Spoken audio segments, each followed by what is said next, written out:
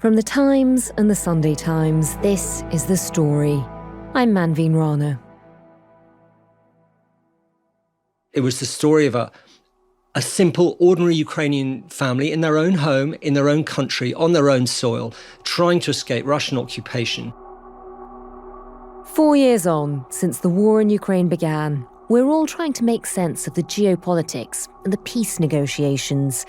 But as the veteran war correspondent at the Times, Anthony Loyd, knows only too well, it's often the stories of ordinary people in extraordinary circumstances that really tell the story of the war.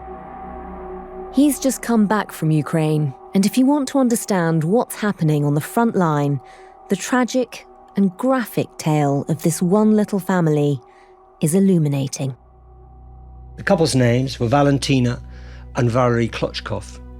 They were in their early 50s, they'd been married for over 30 years, and they were from the village of Hrabovska. And just before Christmas, a Russian infiltration group had managed to capture this village. But not everybody had been captured by the Russians. A handful of civilians hid in their cellars. Valentina and Valery Klotchkov amongst them. Now, January the 27th, driven by appallingly cold temperatures and hunger, Valentina and Valery decided to escape. And what happened next was witnessed by Ukrainian observation drones as they tried to escape, and filmed too. So the clips show Valery and Valentina, first of all, leaving the village on foot. They're then targeted by one Russian FPV kamikaze drone, which explodes nearby and wounds Valentina. Valery goes into an outhouse. He manages to get hold of a sledge. He comes back to his injured wife, puts her on the sledge. She's sitting up and very much conscious, and the clips show him dragging his sledge with his wife on over across the snow. What happens next is another FPV hits the sledge, hits Valentina, and kills her and shatters her body. Valery, rather than leaving, he kneels in the snow beside his wife. He is wounded. He appears either to be praying or weeping or both. And a couple of hours pass before a Russian drone explodes right beside him and kills him. This couple in their 50s, over the period of 5.5 hours, are both killed, and their bodies still lying in the snow. And as far as I know, they're still lying in the snow now, because you can't get those bodies back in the age of the drone without losing your rescue group too. Bodies lying in the snow, a freezing winter, and a death count ticking up. How is the brutal reality of life for soldiers and civilians affecting morale in Ukraine? It's pure exhaustion and pure unhappiness. But we understand someone has to do it. There is nobody else. We've heard from a number of Ukrainians on the ground. Just how realistic is the prospect of a peace deal? For me, just peace is not a quick fix. It's a fundamental, long-term process.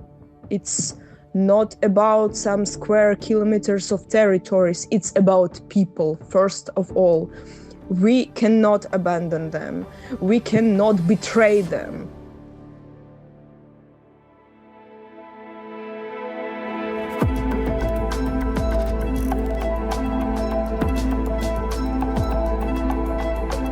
The story today.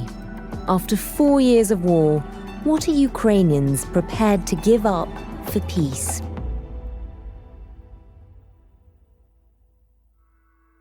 Anthony, 4 years ago, you were in Ukraine before the war even began. We did a podcast with you at the time. You'd gone there because there was so much Western intelligence that war was coming, and yet life seemed to be carrying on as normal. Nobody seemed to believe it. Just remind us of that moment 4 years ago.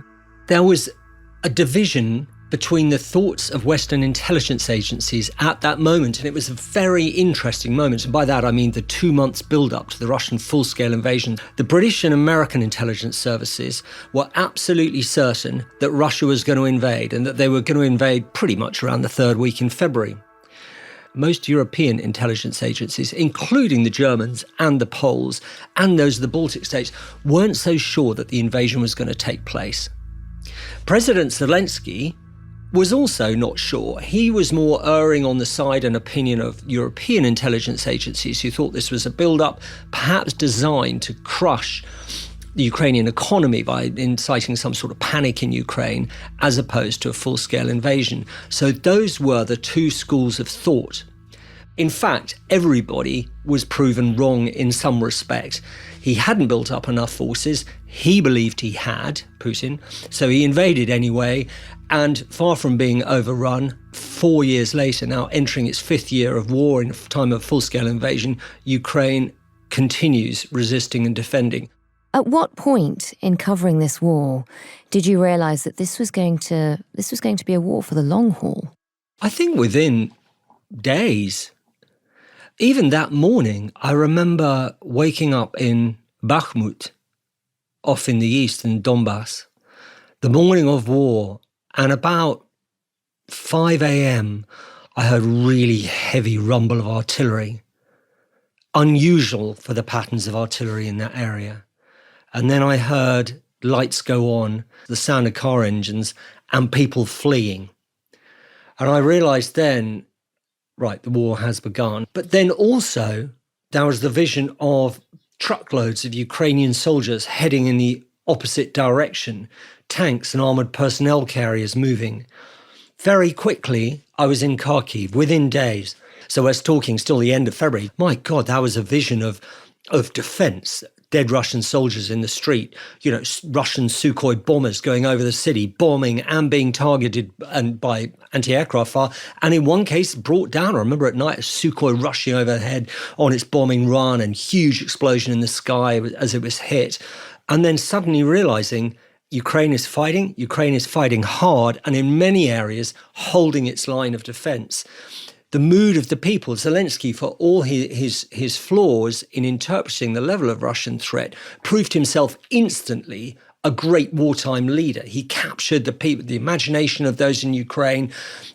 I need munitions, I don't need a ride. Lines like that, or the variations of that line, captured everybody's imagination in Ukraine and captured the imagination of the West too. So it was really within days that I thought we're in for a long conflict.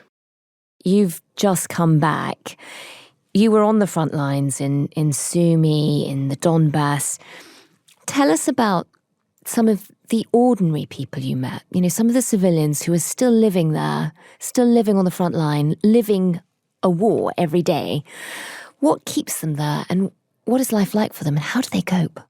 It would be very patronizing and very condescending of me to speak of Ukrainians as themselves speaking with one voice.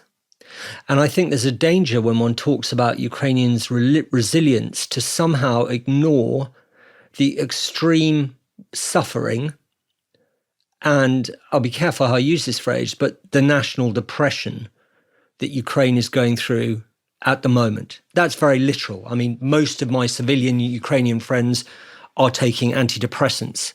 So yes, it is true, Ukraine has proved itself remarkably resilient.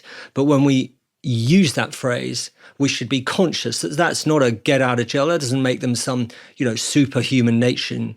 That makes them a very committed nation, but a very human nation that is undergoing the most excoriating suffering. So I think it's very important to bear that in mind. Now, what do they say to me? It's different things. I can meet civilians who tell me that they will fight if the Donbass is handed to the Russians themselves, and that the army will mutiny and disobey its orders if ordered to withdraw from the Donbass. I think that what is true is in this most brutal of winters, and I say that it brutal in many ways, it was brutally cold. I mean, one day when we were there in Sumy, it dropped to minus 27 at night. Wow. That was cold. I'm talking brutal in the actual nature of the war. The war continuing on the front line continues at unparalleled levels of violence. In the face of all that, you do meet, and I'll use this with caution, a dogged resilience from most Ukrainians. So, for example, this time I went into a college dormitory in Sumy. It's now been given up to families displaced from the fighting. And it's got problems. I mean, its windows have been blown out by a Shahed drone recently, and they've been kind of boarded over. And I spoke to people there, who said things like, yeah, we still got our cats, we got our dogs, we got our plants, we've got our lives. We continue. And I spoke to other people there. One, an older lady, she was 70 years old, called Olha. In her little flat in the dormitory was a picture of her son, Dmitry, who had been missing since last summer. She was crying about her son and saying she had no idea whether he was dead or alive. And then I put it to her, look, if there was a peace deal with Putin that allowed him to have all of the Donbass, it could stabilize the situation enough for her to learn the fate of her son. And she was immediately angry and rejectionist to that idea. She's like, I'll never give up the Donbass. You know, we wouldn't trust Putin that he wouldn't use that as a springboard for further attack. So the opinions as to what to be done vary. Opinions on the war vary. And when you first started going to Ukraine, as the war had begun, I remember you describing it almost as sort of a scene from World War I. You know, there was duck board, the freezing trenches. Obviously, we've seen huge numbers of lives lost for minimal gains in terms of territory. How would you describe the changes? Because, you know, we've heard it being the forefront of technological change, of the way war is fought. What is it like now? The war has changed hugely. For a long time, I think Ukraine was described as trench warfare. And it was for a while. As you said, there were, you know, huge, continuous lines of defences along 800 miles, very much similar to World War I. That's all gone. We don't live in the age of trench warfare in Ukraine anymore, and it hasn't been like that for a good 18 months. More commonly, though, you've got this swathe of territory known as the kill zone. It's not similar to no man's land because it's got thousands of soldiers in it, but they're just positioned, Russian and Ukrainian, in really small bunkers and foxholes. It's very, very difficult to move them because if they're moved by vehicle or on foot, very vulnerable to drones. Drones kill them too. So the actual physical nature of the front has changed. Then you've got the actual way the war is fought. For a long time, we talked about Russian meat assaults and all the rest of it. That's all changed now. Up to 88%, it depends on the sector of the front, but between about 60 and 88% of casualties on both sides, fatal casualties amongst the infantry, are caused by drones. Your drones are the biggest killer on the front line. I've had several bad drone experiences, from the quite amusing to the quite unpleasant. I remember in Kherson recently, Kherson, southern Ukrainian city, and on my last but one assignment there, I was in the car with my team, Jack Hill and our driver and interpreter, and I saw this street look quite dramatic. There were bits of kind of severed tram line hanging there and a couple of burnt vehicles. I said rather stupidly, oh, let's go down this street. No sooner we started going down, you hear the whine of a medium-sized attack drone going from left to right over us.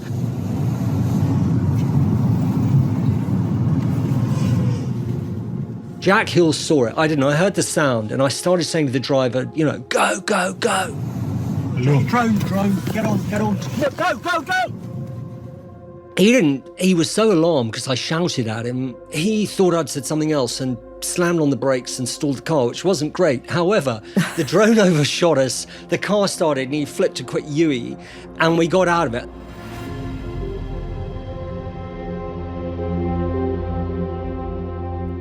Drones are changing the way this war is fought.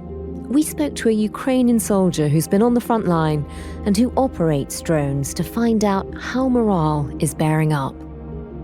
My name is Neo. I'm serving for 2.5 years. I started as a drone operator and eventually became a unit commander for a small unit operating the drones. I'm currently in Kharkiv on east, but it's all over the place usually. I mean, you've watched a revolution in the way wars are fought unfolding while you've been on the battlefield. That's a lot. You know, it's hard enough being at war. It's even harder to watch everything around you change and the weapons you relied on one day becoming almost pointless the next. How is morale with so much happening? With morale, it's usually up and downs. It comes down to assumptions and expectations, mostly expectations. Like in 2022, we thought it's going to end in this year. In 23rd, we thought that it's going to end. And every year it's like, it cannot be that long. So from that, we kind of getting into the mood that it's going to take a long time. So kind of this expectation part is getting away. There is a fatigue that comes partially from the burden of your battle tasks itself, but additionally there is a kind of sense of losing your life, and nobody kind of, the Instagram is there and you look how someone's like your friends' kids grow, how fast they grow, how other people have their lives, and that's kind of something that impacts the morale. Recently, I would say 2026 started with a lot of the good news. So now things seems to get in the right direction, started moving, so it helps a little bit. So all this exhaustion is there, and we are kind of, everyone around me would happily end everything like at any moment. But really? If they could, would they leave the army? Would they stop fighting? As soon as we have an option to leave, we will definitely leave. There is no romantic feelings left and nothing like that. It's pure like exhaustion and pure unhappiness about like how everything is done. But we understand that we cannot do that. So if we leave, someone has to do it, and since it's us, then there is nobody else. But things seems to be getting in a better direction, so that helps a little bit to keep sanity.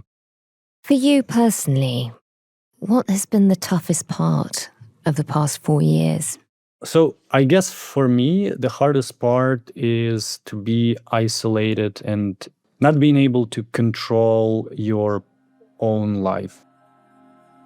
I'm dreaming, like I'm imagining the moment how it feels again when you decide where you want to go, when, for how long, what you want to do. That's probably the biggest part I'm missing right now.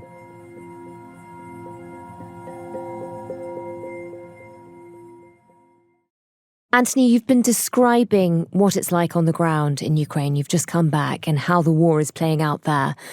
There is a bigger geopolitical picture at the same time. We know last week Jared Kushner and Steve Witkoff were meeting with Ukrainian and Russian counterparts in Geneva. Do we know what came of those talks? Are we any closer to a peace deal? I think we understand that those talks were further in defining what a military technical agreement would be like if there was a peace deal, i.e., if there was a peace deal, what steps would be required by Russian and Ukrainian forces in order to disengage and support that deal. We are also clear, though, that that deal is unlikely, I would suggest, to happen anytime soon. I am not optimistic at all, despite the apparent pressure by the Americans and momentum of repeat negotiation phases, that there will be a peace deal, or certainly not one that holds. In this war, victory or defeat is going to be defined as to whether or not Ukraine maintains its sovereignty and aligns as it wishes to with the West. Now, that is not going to be decided by who does or doesn't control Donbass, this area in the east that has become the totemic focus of negotiations.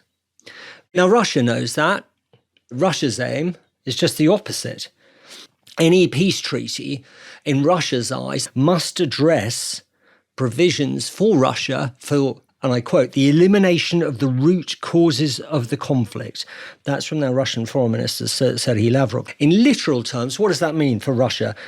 The replacement of Ukraine's current government with a pro-Russian one, the restructuring likely of NATO's influence in Europe and the European security apparatus, and severe limitations on Ukraine's forces.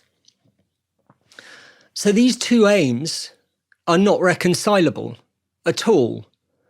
And I think to ignore the discrepancy between those two aims and talk, as Steve Witkoff does, just about, well, why is this war being fought over a slither of territory, is to miss the fundamental reasons for Russia's invasion of Ukraine. Therefore, I think, unfortunately, that the war has probably quite a lot more time to run. And what about the Russian side? You described how there's no great incentive for them to end the war right now. They feel like they're making progress. How sustainable is that in the long run, though? Russia is nearing crisis, but how far that crisis is very difficult to say. It's got a number of big problems. A war economy cannot last forever and is beginning to cook slowly. The economy is a lot less stable than it was.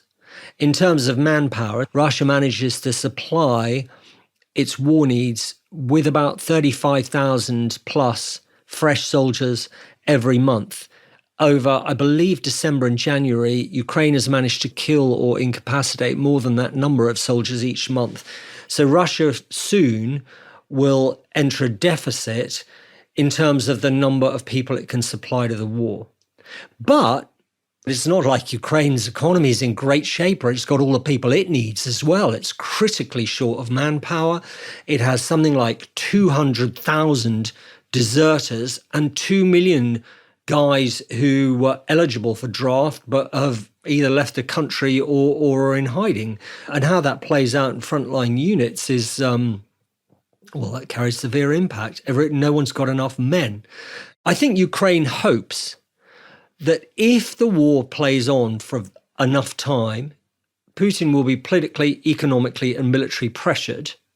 And also it may be revealed that he's not really interested in peace. And that somehow that might lead Western allies and America to become more coherent in their response to him and put further pressure on him. How is America seen in Ukraine at the moment, as a broker in a potential peace deal, but also given that they have pulled a lot of funding, they're always threatening to pull intelligence sharing too if Ukraine isn't more amenable to peace talks. How is that dynamic playing out? Are people afraid of what will happen if America does get frustrated and pull intelligence sharing and weapon systems? That's a good question, but I don't think that it's a question that many Ukrainians see in quite the same way. If you'd asked 2 years ago, Ukrainian soldiers, hey, what does America give you? They would say, hey, well, 155 shells, 152 shells, this, that, and the other. And there'll be literal bits of kit down to brigade level given to them by the Americans. That's all changed hugely. In 2025, Europe gave a total figure of support of 220 billion to Ukraine, as opposed to 130 billion given to Ukraine by the US. So Europe has taken primacy in supporting Ukraine. However, the majority of critical intelligence is still given by America to Ukraine, and the dominance of sophisticated weaponry is still given to Ukraine by America. There is no doubt that if America pulled all its support in total, it would leave Ukraine in a weakened state.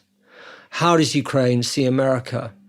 Not as a trustworthy ally, that's for sure, but as an entity whose support it needs to some greater extent in its immediate future, whether that's still to continue with the war or to provide security guarantees in the event of any peace deal coming about. I think some of the great misunderstandings within the process of peace negotiations are manifested by this apparent demand, or certainly wish, on the American side for Ukraine to hold elections. Even in peaceful days, Ukraine really likes to have 6 months to run an election campaign, but the notion of being able to legitimately and credibly hold elections in the middle of a war with the vagaries of whether or not there was a ceasefire for those elections amongst soldiers who are in position, amongst a population which is scattered all over the world. It just seems a ludicrous suggestion, and one that really demonstrates how far away the Americans are from some of the realities on the ground.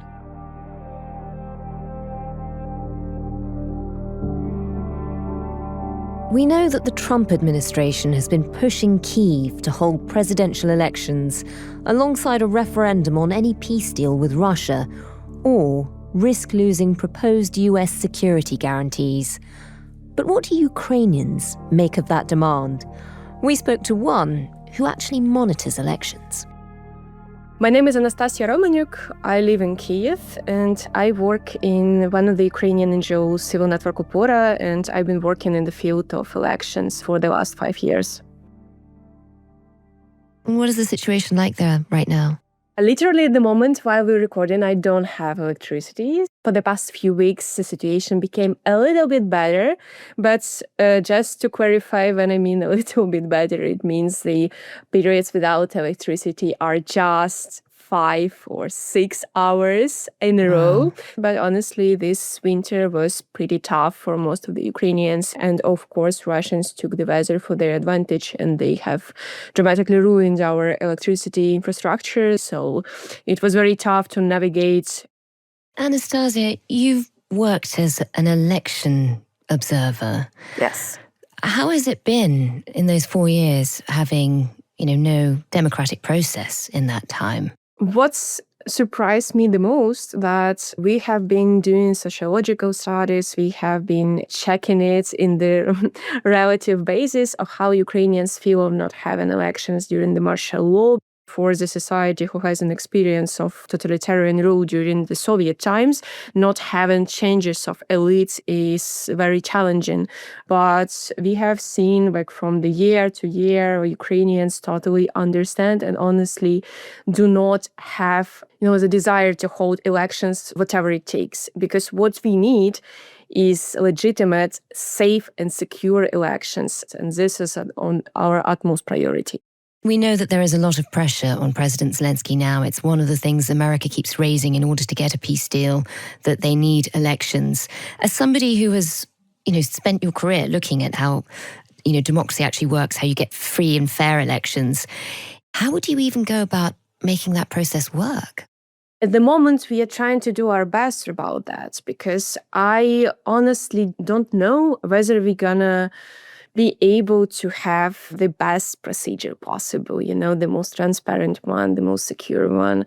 And we have spent this 4 years of the full-scale war trying to test different solutions, do lots of research, look into different models, for example, like the advantages and disadvantages of postal voting, e-voting.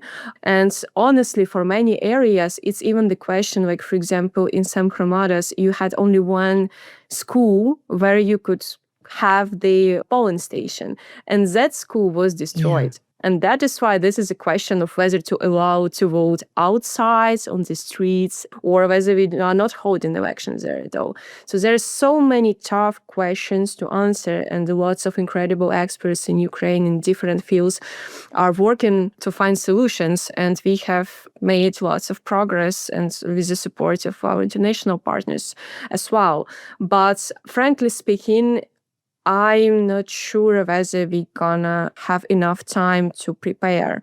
And that is why, particularly right now, the work is very intense to prepare a legislative framework for such elections, to do all the necessary preparations, but we definitely need lots of time to prepare.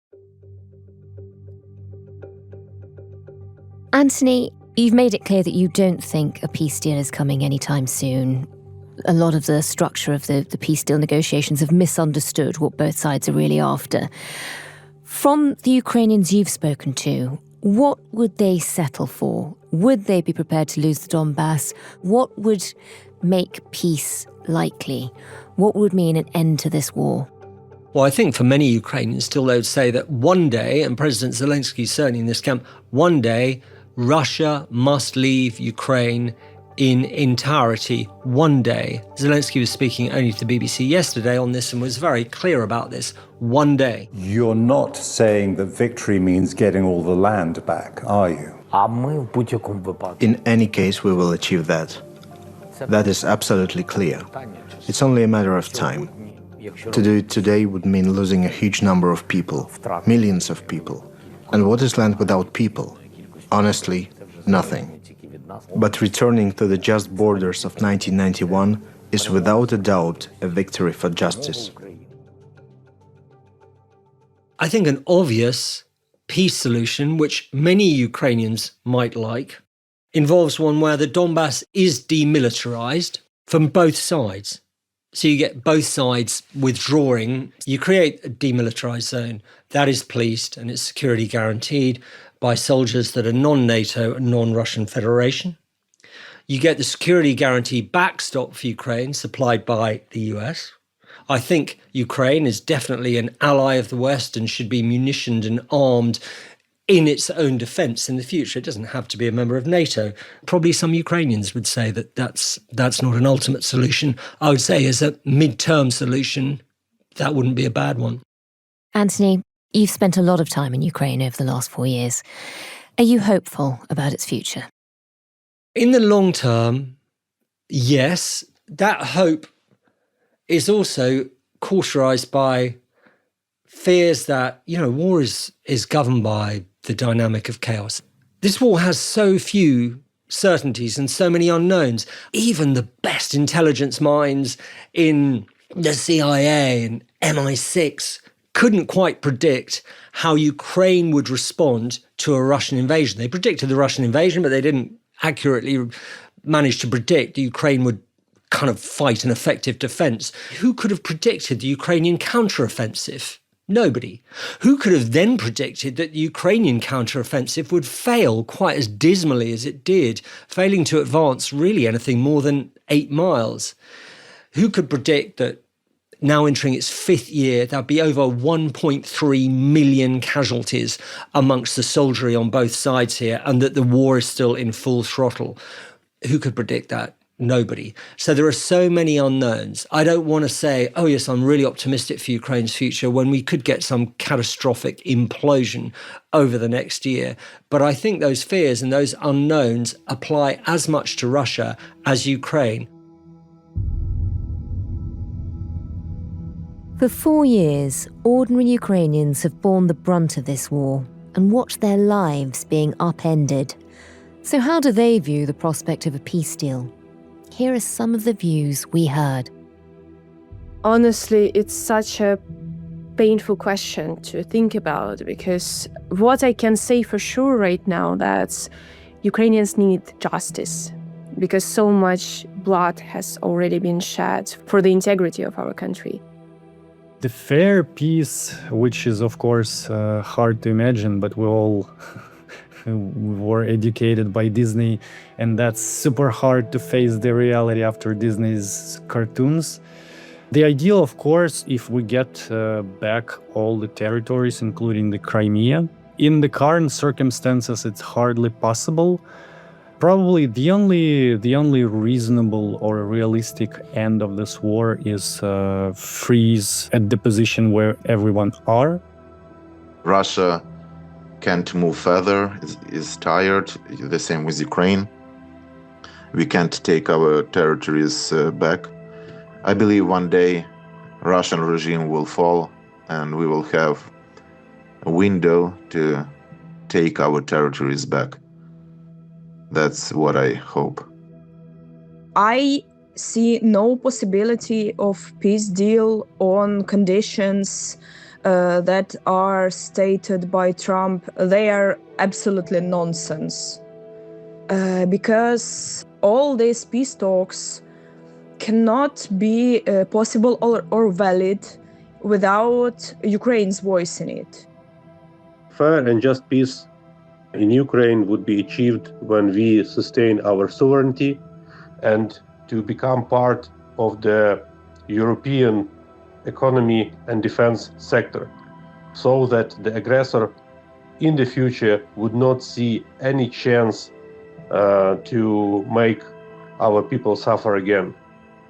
It's a bit frustrating because most of the pressure for what we see here is applied to Ukraine, and Russia is still communicating from the position of force. And from my point of view, well, they are in the tight spot too. And it's unfair that the pressure US applies to Ukraine doesn't apply to Russia. For centuries, We have been dismissed as the little Russians, a part of their own identity, never a nation in our own right. Russia must cease all forms of intervention in Ukraine. That is the just peace I can imagine. It is not just the end of fighting. It is the end of an imperial mindset. Anything less than this is simply a pause before the next war. And does that vision look achievable today? No, it does not.